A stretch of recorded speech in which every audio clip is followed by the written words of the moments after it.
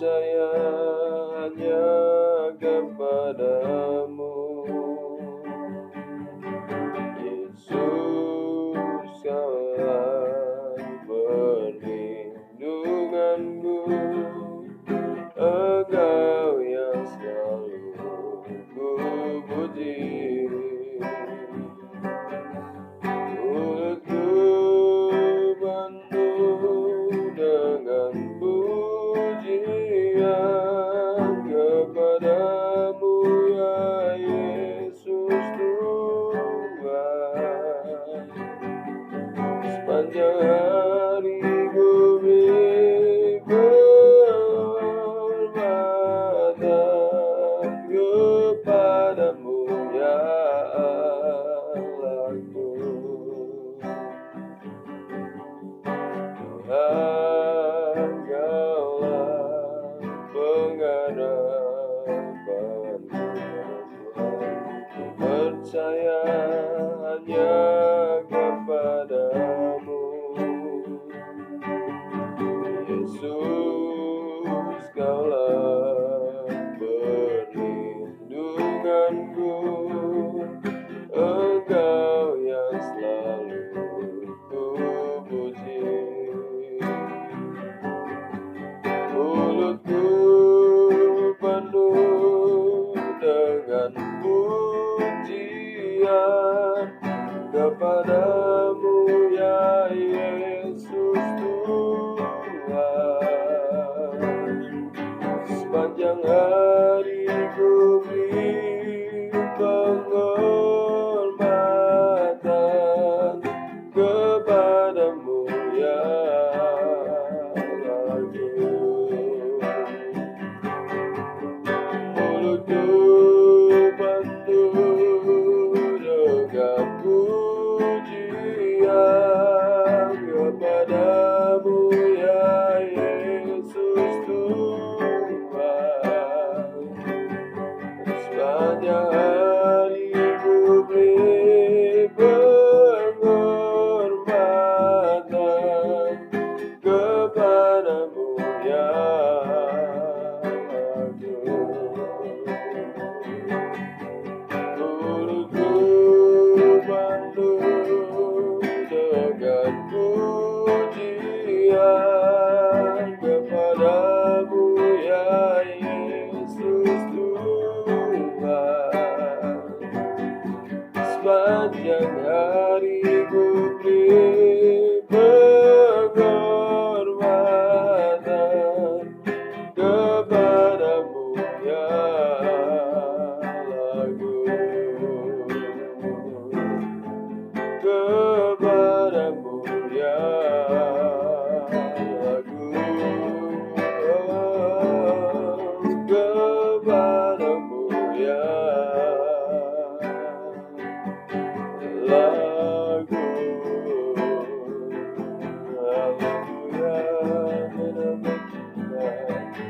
Haleluya, haleluya, haleluya. Oh, terpujilah, terpujilah Tuhan, terpujilah Tuhan Yesus, terpujilah Tuhan. Haleluya, amin, haleluya, haleluya.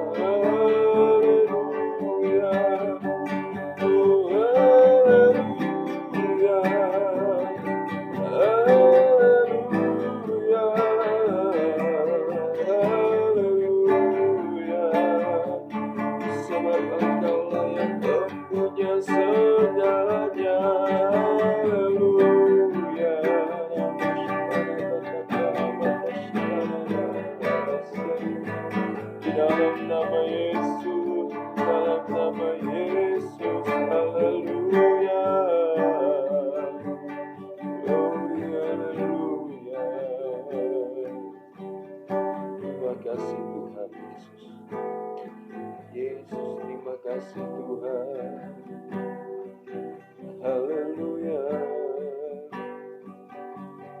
haleluya. Terima kasih Tuhan, terima kasih Tuhan. Yesus aku percaya, Yesus aku milikku, ku hidup karenamu dan hanya untukmu. Yesus aku percaya,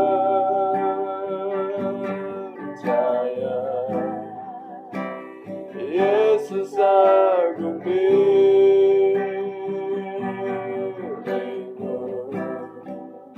ku hidup karenamu dan hanya untukmu selamanya.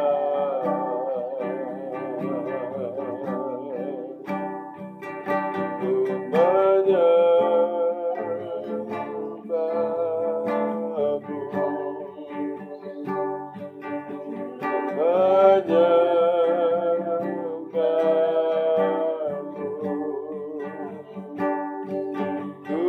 menyembahmu,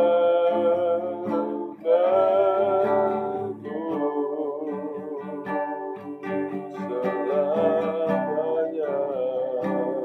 Haleluya, kami menyembahmu Tuhan. Ya Bapa, kami memujimu, kami menyembahmu oh Tuhan. Di dalam nama Yesus, di dalam nama Yesus, Tuhan Raja. Haleluya,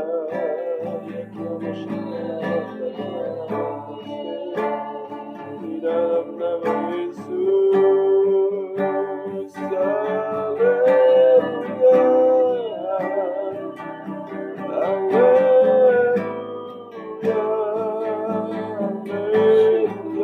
haleluya, haleluya, nama Yesus. Bapa, Engkau yang punya segalanya, Engkau yang punya segalanya. Haleluya. Inilah saatnya kami untuk bersepakat berdapat hati di hadapan Engkau Tuhan. Memandang kepada Engkau Yesus Tuhan Juru Selamat kami. Memandang kepada Engkau Yesus Tuhan Penyelamat kami. Engkau yang layak kami tinggikan, Engkau yang layak kami agungkan, Engkau yang layak kami muliakan. Tidak ada yang seperti Engkau Yesus, tidak ada yang seperti Engkau. Dan hidup kami ada di dalam jalan terang firman. Kiranya Engkau yang terus beracara dan berkarya dalam hidup kami, Engkau yang terus berfirman dalam hati kami. Dan sebelum kami menjalani aktivitas kami juga rindu dibekali dan dituntun oleh firman-Mu. Karena firman-Mu itulah yang akan memberkati kami, menguatkan kami. Dari pembacaan kami di dalam Alkitab, kami percaya bahwa Alkitab ini adalah firman Allah, di mana kami akan terima kebenaran yang sejati yang datangnya daripada Engkau. Dan kebenaran itu akan menjadi rema dalam hati dan kehidupan kami. Terima kasih Bapa, kami siapkan hati kami untuk mendengar firman-Mu. Tuhan suci kuduskan hati kami, supaya kami boleh belajar, menangkap hikmat firman-Mu, dan terlebih lagi dapat menjalankannya dalam hidup kami. Dalam nama Tuhan Yesus kami berdoa. Haleluya. Amin. Puji Tuhan, kita akan baca kitab Imamat melanjutkan pembacaan yang lalu. Imamat pasal yang ke-14.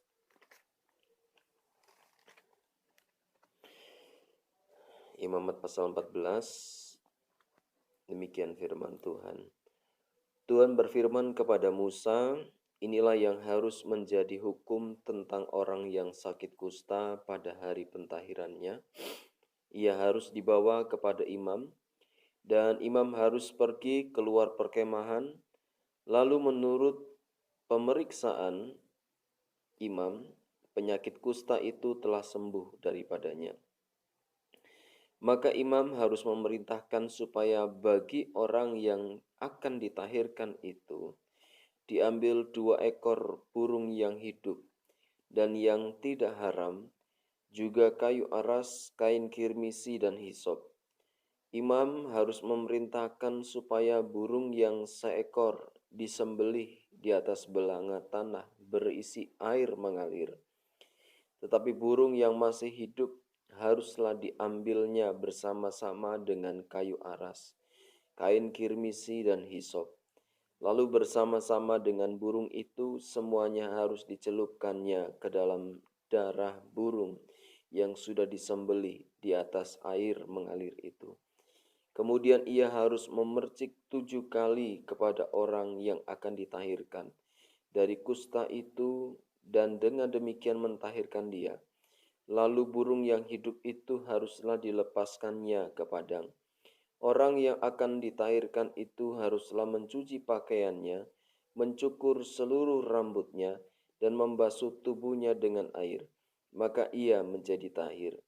Sesudah itu ia boleh masuk ke dalam perkemahan, tetapi harus tinggal di luar perkemahnya sendiri 7 hari lamanya. Maka pada hari yang ke-7 ia harus mencukur seluruh rambutnya, rambut kepala, janggut, alis, bahkan segala bulunya harus dicukur. Pakaiannya dicuci dan tubuhnya dibasuh dengan air, maka ia menjadi tahir. Pada hari yang ke-8 ia harus mengambil 2 ekor domba jantan yang tidak bercela dan seekor domba betina berumur setahun yang tidak bercela, dan 3/10 efa tepung yang terbaik diolah dengan minyak sebagai korban sajian, serta 1 log minyak. Imam yang melakukan pentahiran itu harus menempatkan orang yang akan ditahirkan bersama-sama dengan persembahannya di hadapan Tuhan, di depan pintu kemah pertemuan. Dan ia harus mengambil domba jantan yang seekor dan mempersembahkannya sebagai tebusan salah bersama-sama dengan minyak yang 1 log itu. Dan ia harus mempersembahkannya sebagai persembahan unjukan di hadapan Tuhan. Domba jantan itu harus disembelihnya di tempat orang menyembelih korban penghapus dosa dan korban bakaran di tempat kudus. Karena korban penebus salah, begitu juga korban penghapus dosa adalah bagian imam. Itulah bagian maha kudus. Imam harus mengambil sedikit dari darah tebusan salah itu dan harus membubuhnya pada cuping telinga kanan dari orang yang akan ditahirkan, dan pada ibu jari tangan kanan, dan pada ibu jari kaki kanannya. Imam harus mengambil sedikit dari minyak yang 1 log itu dan menuangnya ke telapak tangan kiri imam sendiri. Ia harus mencelupkan jari kanannya ke dalam minyak yang di telapak kanan tangan kirinya itu, dan sedikit dari minyak itu haruslah dipercikkannya dengan jarinya 7 kali di hadapan Tuhan. Dari minyak itu selebihnya imam harus membubuh sedikit pada cuping telinga kanan orang itu, pada ibu jari tangan kanannya, dan pada ibu jari kaki kanannya, di tempat mana darah tebusan salah dibubuhkan. Dan apa yang tinggal dari minyak itu haruslah dibubuhnya pada kepala orang yang akan ditahirkan. Dengan demikian imam mengadakan pendamaian bagi orang itu di hadapan Tuhan. Imam haruslah mempersembahkan korban penghapus dosa, dan dengan demikian mengadakan pendamaian bagi orang yang akan ditahirkan dari kenajisannya. Dan sesudah itu ia harus menyembelih korban bakaran. Kemudian imam harus mempersembahkan korban bakaran dan korban sajian di atas mezbah. Dengan demikian imam mengadakan pendamaian bagi orang itu, maka ia menjadi tahir. Tetapi jikalau orang itu miskin dan tidak mampu, ia harus mengambil domba jantan seekor saja sebagai tebusan salah untuk persembahan unjukan, supaya diadakan pendamaian bagi orang itu. Juga 1/10 tepung yang terbaik diolah dengan minyak untuk korban sajian, dan 1 log minyak. Dan lagi 2 ekor burung tekukur atau 2 ekor burung merpati sekadar kemampuannya. Yang seekor harus menjadi korban penghapus dosa, dan yang seekor lagi menjadi korban bakaran. Pada hari yang ke-8 ia harus membawa semuanya untuk pentahirannya kepada imam, ke depan pintu kemah pertemuan di hadapan Tuhan. Kemudian imam harus mengambil domba tebusan salah dan minyak yang 1 log itu. Lalu imam harus mempersembahkan semuanya sebagai persembahan unjukan di hadapan Tuhan. Ia harus menyembelih domba tebusan salah, dan imam harus mengambil sedikit dari darah tebusan salah itu dan membubuhnya pada cuping telinga kanan orang itu, dan pada ibu jari tangan kanan dan ibu jari kaki kanannya. Dan imam harus menuang sedikit dari minyak itu ke telapak tangan kirinya sendiri. Lalu sedikit dari minyak itu haruslah dipercikkan oleh imam dengan jari kanannya 7 kali di hadapan Tuhan. Kemudian imam harus membubuh sedikit dari minyak itu pada cuping telinga kanan dari orang yang akan ditahirkan, pada ibu jari tangan kanannya, dan pada ibu jari kaki kanannya, di tempat mana dibubuhi darah tebusan salah itu. Dan minyak selebihnya haruslah dibubuhnya pada kepala orang yang akan ditahirkan, supaya diadakan pendamaian bagi orang itu di hadapan Tuhan. Lalu ia harus mempersembahkan seekor dari kedua burung tekukur atau anak burung merpati yang dibawa orang itu sekedar kemampuannya, yang seekor sebagai korban penghapus dosa, dan yang seekor lagi sebagai korban bakaran, di samping korban sajian. Dengan demikian imam mengadakan pendamaian bagi orang yang akan dia tahirkan di hadapan Tuhan. Itulah hukum tentang pentahiran seorang yang kena kusta yang tidak mampu. Tuhan berfirman kepada Musa dan Harun, apabila kamu masuk ke tanah Kanaan yang akan kuberikan kepadamu menjadi milikmu, dan aku mendatangkan tanda kusta di sebuah rumah di negeri milikmu itu, maka pemilik rumah itu harus datang memberitahukannya kepada imam. Ada kelihatan seperti tanda kusta di rumahku. Maka imam harus memerintahkan supaya rumah itu dikosongkan sebelum ia datang memeriksa tanda kusta itu, supaya jangan menjadi najis segala yang ada di dalam rumah itu. Dan sesudah itu barulah imam datang untuk memeriksanya.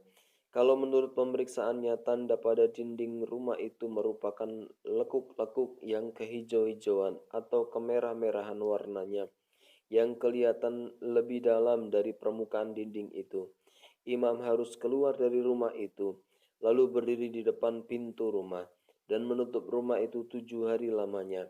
Pada hari yang ke-7 imam harus datang kembali.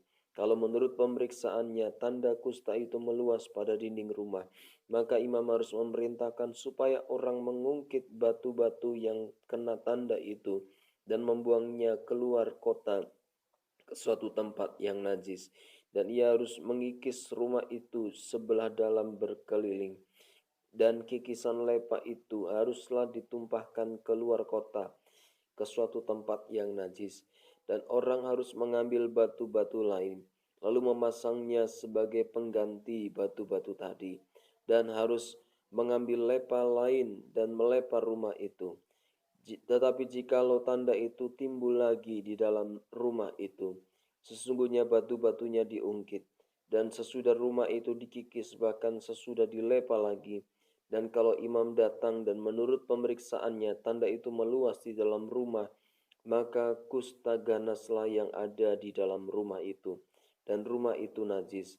Rumah itu haruslah dirombak, yakni batunya, kayunya, dan segala lepa rumah itu, lalu dibawa semuanya keluar kota ke suatu tempat yang najis. Dan orang yang masuk ke dalam rumah itu, selama rumah itu ditutup, menjadi najis sampai matahari terbenam. Dan orang yang tidur di dalam rumah itu haruslah mencuci pakaiannya. Demikian juga orang yang makan di dalam rumah itu haruslah mencuci pakaiannya. Tetapi jikalau imam datang dan menurut pemeriksaannya tanda itu tidak meluas di dalam rumah itu sesudah dilepa, maka imam harus menyatakan rumah itu tahir, karena tanda itu telah hilang.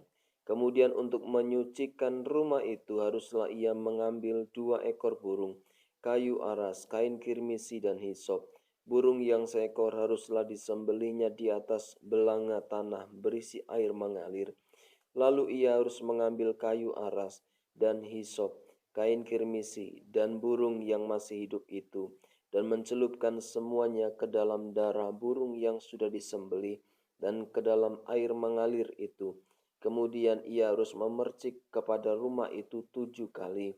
Dengan demikian ia harus menyucikan rumah itu dengan darah burung, air mengalir, burung yang hidup, kayu aras, hisop, dan kain kirmisi. Dan burung yang hidup itu harus dilepaskannya keluar kota, ke padang. Dengan demikian ia mengadakan pendamaian bagi rumah itu. Maka rumah itu menjadi tahir. Itulah hukum tentang setiap penyakit kusta, kudis kepala, tentang kusta pada pakaian dan rumah, tentang bengkak, bintil-bintil dan panau, untuk memberi petunjuk dalam hal najis atau dalam hal tahir. Itulah hukum tentang kusta. Puji Tuhan, dari pembacaan kita ada 2 hal yang kita bisa pelajari. Yang pertama, bagaimana seorang yang sudah dinyatakan tahir oleh Tuhan dari penyakit kusta, ini pada zaman dahulu, maka mereka harus menghadap kepada imam untuk mengadakan pendamaian bagi dirinya. Saya teringat kepada peristiwa Tuhan Yesus menyembuhkan 10 orang kusta. Dan ke-10-10-nya diminta Tuhan untuk menghadap kepada imam. Dalam perjalanan 10 orang kusta ini mengalami kesembuhan, dan hanya ada 1 orang yang kembali kepada Yesus untuk memperlihatkan dirinya kepada Yesus, Sang Imam Besar Sorgawi. Kita boleh belajar di sini bahwa mungkin hal yang tersulit dalam hidup ini adalah mengucapkan syukur kepada Tuhan yang tulus dari hati. Kita tahu yang memberi penyembuhan itu hanya Tuhan. Jadi ketika kita mengalami kuasa dan kesembuhan dari Tuhan, maka yang harus kita kerjakan adalah mencari Tuhan Allah yang sejati, memberikan ucapan syukur kepada Tuhan. Dan kembali bahwa hukum Taurat ini sudah digenapi di dalam Tuhan Yesus. Dan ketika kita menghadap kehadirat Tuhan Yesus, ada sebuah pengenapan yang sudah dikerjakan bahwa kita memberikan hidup kita sebagai persembahan yang kudus, yang berkenan kepada Allah. Jadi hidup kita lah ini adalah persembahan yang berkenan kepada Tuhan. Dan ini yang harus kita kerjakan sebagai anak-anak Tuhan, bahwa hidup yang berkenan kepada Tuhan itu akan menjadi persembahan yang kudus di hadapan Tuhan. Dan hal yang kedua tentang rumah, yang dapat saja rumah itu terdapat kusta. Dan di sini disebutkan kalau rumah itu najis, maka orang yang ada di dalamnya adalah najis. Jadi tidak menutup kemungkinan bahwa tempat tinggal kita itu memang mempengaruhi kehidupan kita di dalamnya. Oleh karena itu, kita harus membawa doa dan ucapan syukur menghadirkan Tuhan di tempat tinggal kita. dan Tuhan saja yang menguduskan tempat tinggal kita, agar kita bisa mengalami kekudusan yang datangnya daripada Tuhan. Kita menyerahkan lingkungan kita ke dalam tangan Tuhan. Karena di sini dinyatakan bahwa yang menyucikan rumah itu adalah Tuhan. Dan ketika penyucian itu datang, saya teringat kembali kepada apa yang Tuhan Yesus alami, bahwa dia sudah menggantikan diri kita di tempat yang najis di Golgota. Ketika dia harus mengalami kematian, dia dianggap najis padahal dia tidak melakukannya.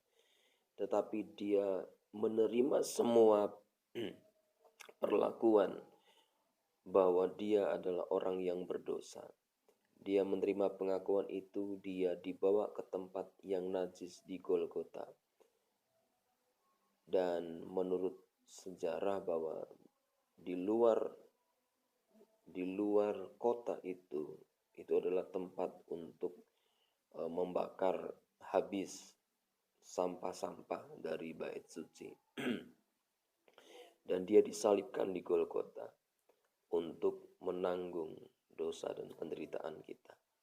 Jadi ketika kita menghadap kepada Tuhan, mencari wajahnya, maka kita mendapatkan perkenanan, karena itulah cara Tuhan untuk menguduskan kehidupan kita. Yaitu kenajisan harus dibuang dari hidup kita, dan kita harus menyerahkan diri kita kepada Tuhan, Allah yang menguduskan hidup kita. Mari kita datang kepada Tuhan. Kiranya Tuhan Yesus memberkati kita di pagi hari ini.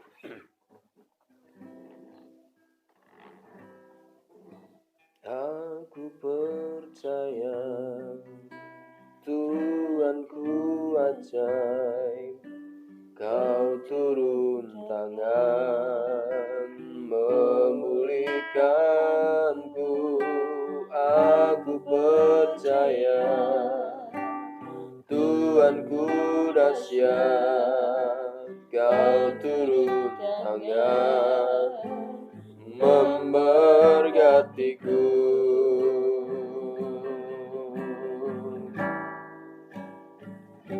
Tiada yang seperti Engkau, begitu mengasihiku. Kau Tuhan sanggup menjawab seluruh seru doaku. Tuhan, tiada yang seperti Engkau. Kami percaya buat penyertaan-Mu Tuhan. Engkau yang begitu mengasihi kami. Kami percaya buat penyertaan dan pemeliharaan-Mu. Kami percaya buat penyelamatan-Mu Tuhan. Engkau yang melawat hidup kami seluruh kehidupanku. Aku percaya Tuhanku dahsyat, Kau turun tangan memulihkanku. Aku percaya Tuhanku dahsyat, Kau turun tangan. Aku percaya Tuhanku dahsyat, Kau turun tangan memulihkanku.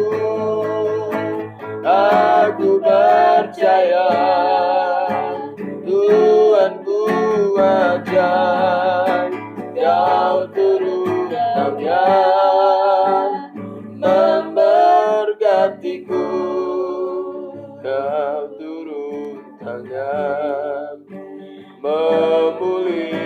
Tuhanku,